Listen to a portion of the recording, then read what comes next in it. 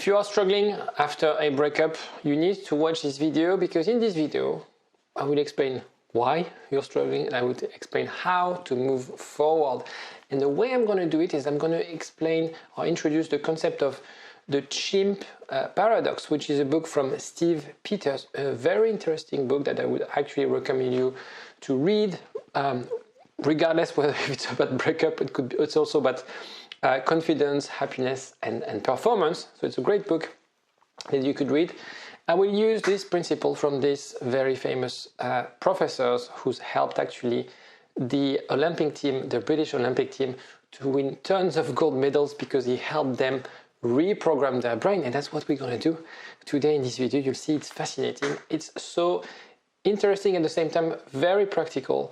igetmyexback.com. Everyone deserves a second chance. The Chimp Paradox. So very briefly, it's not a summary of the book, but just to give you an overall idea of its concept. We have three parts in our brain, basically.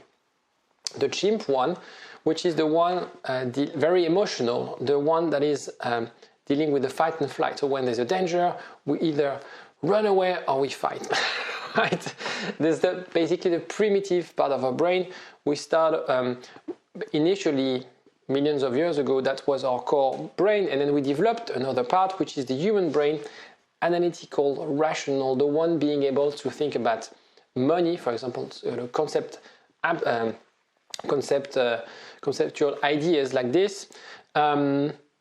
We think that we are human, but actually most of our thinking process is with the chimp, because it's way more powerful than the human brain in terms of processing power.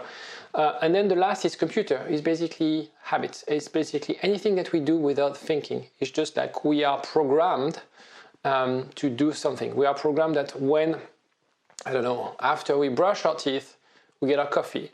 After, walking is a habit. We don't have to think about that. It's not emotional. It's not about thinking and planning. I'm going to put my right foot in front of my left foot and so on and so forth. That's really like automatic. And this one is actually even more powerful than the chimp.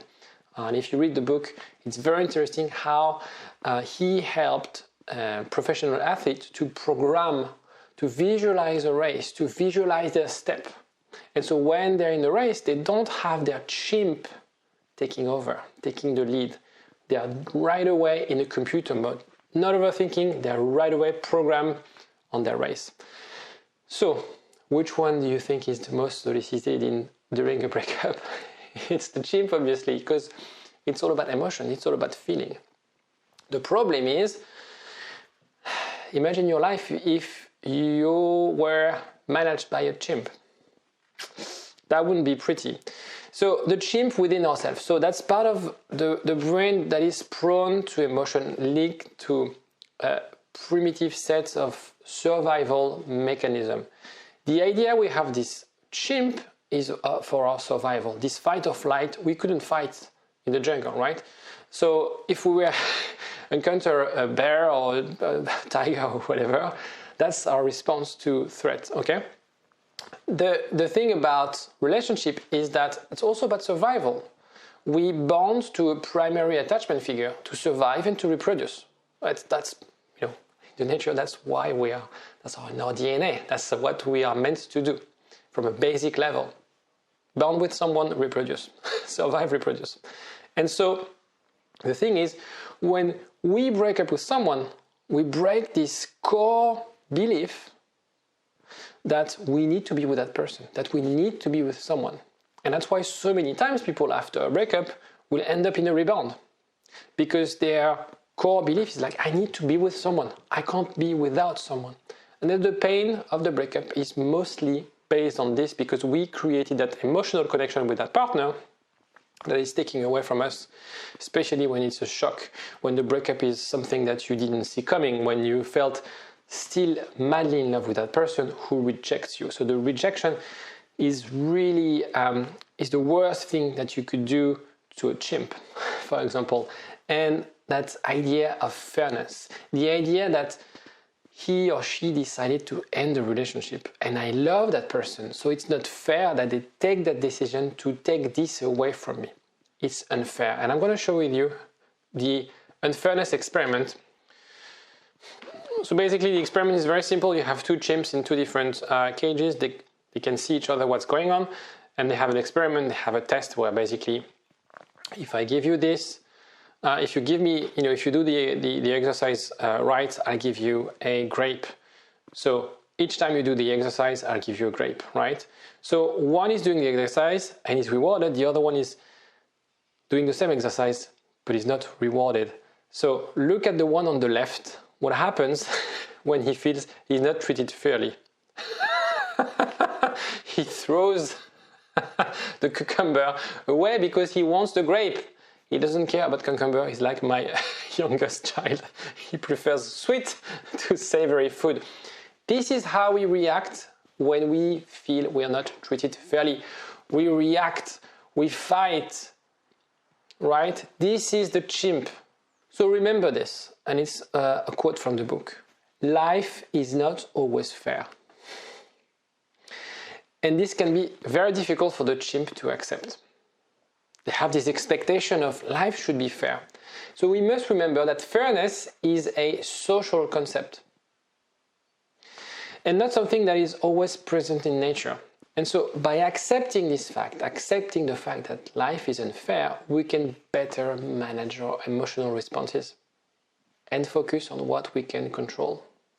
So it's very interesting because now we're linking neuroscience with some principle of Stoicism philosophy, where it's all about let's control what we can control. And it's interesting because philosophers in Greek philosophers, so Socrates and the likes, knew about that before neuroscience. It's really about how we can manage our emotions, how we can tell ourselves, hold on, I have a human brain. I'm not forced to react like a chimp because I feel I was treated with unfairness. What will the thinking process of a chimp, the thinking process of someone who suffer a breakup? I don't want what is in front of me. I want it different. That's not what should happen. It's unfair. And we have this, and we obsess on this. Does it feel relatable? Do you feel like it's the kind of things you would say to yourself after this breakup? And so when the chimp is in charge, you fight, you protest, you cling, you beg. Right? This is the chimp.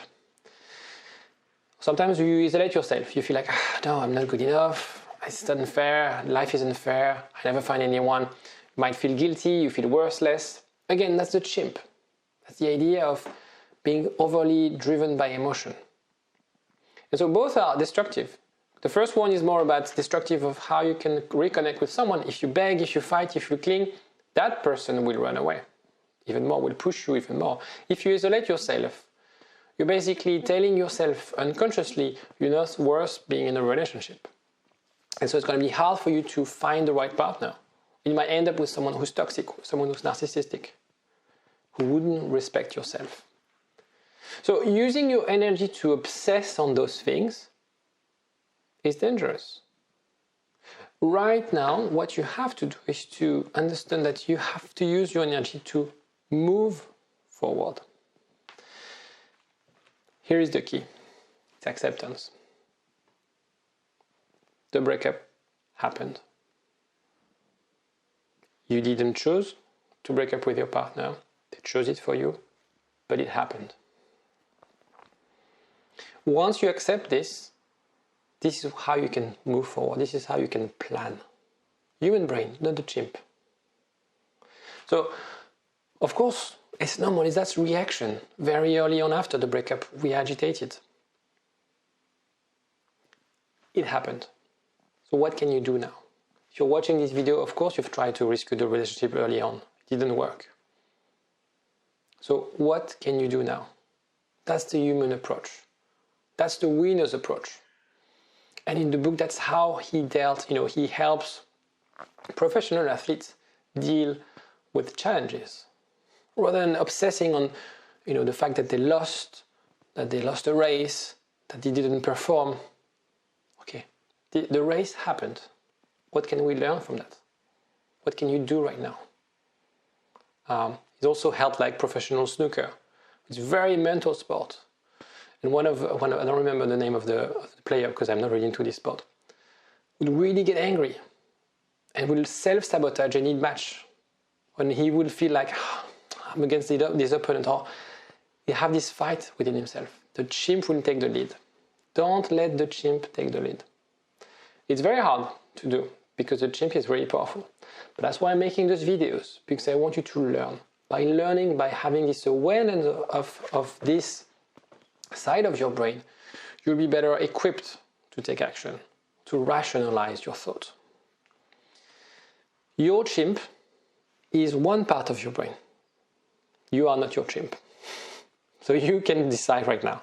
You have the ability to explore this situation with your human brain. And you can learn to be more emotionally versatile. That's why people do mindfulness, that's why people do therapy, meditation.